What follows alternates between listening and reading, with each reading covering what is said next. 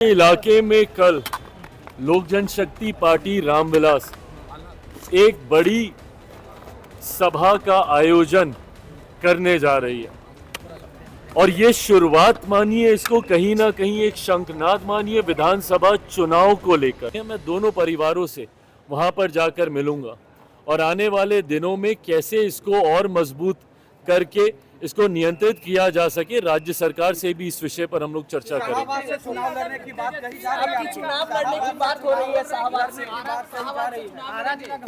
शाहबाद के इलाके में कल लोक जनशक्ति पार्टी रामविलास एक बड़ी सभा का आयोजन करने जा रही है और ये शुरुआत मानिए, इसको कहीं ना कहीं एक शंखनाद मानिए विधानसभा चुनाव को लेकर। बिहार के अलग अलग इलाकों में 5-6 जिलों का इस तरीके से समूह बनाकर परमंडलीय स्तर पर करने की सोच थी, पर हम लोग 5-6 जिलों का समूह बनाकर हम लोग बड़ी सभाएं आयोजित कर रहे हैं, जिसमें पूर्णतः स्थानीय हमारी इकाई की इसमें अहम भूमिका रहेगी, हमारे संगठन की अहम भूमिका रहेगी। इस बार भी कैमूर, रोहतास, आरा, इन तमाम जिलों को, औरंगाबाद, इन जिलों को मिलाकर हम लोग ये बड़ा कार्यक्रम आरा में हम लोग करने जा रहे हैं। इसके बाद अलग अलग कई और 8-10 ऐसी ही बड़ी सभाएं होंगी। मैं कहाँ से विधानसभा का चुनाव लड़ूंगा नहीं लड़ूंगा, जैसा मैंने कहा ये तमाम विषयों पर चर्चा चल रही है।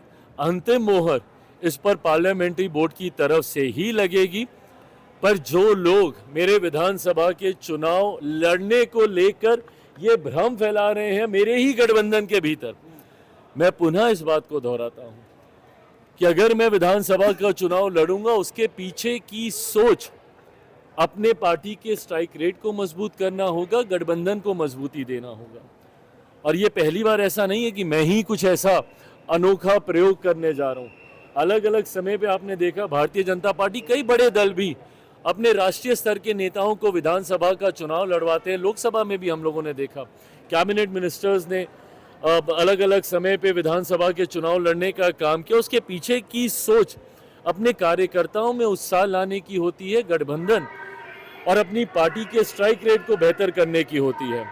तो उसी दृष्टि के साथ इस विषय को लेकर चर्चा चल रही है। जो लोग गठबंधन के भीतर दरार डालने की सोच के साथ भ्रमित करते हैं कि भैया मैं आ रहा हूं और मेरी कुर्सी के ऊपर निगाह है, कतई ऐसा नहीं है।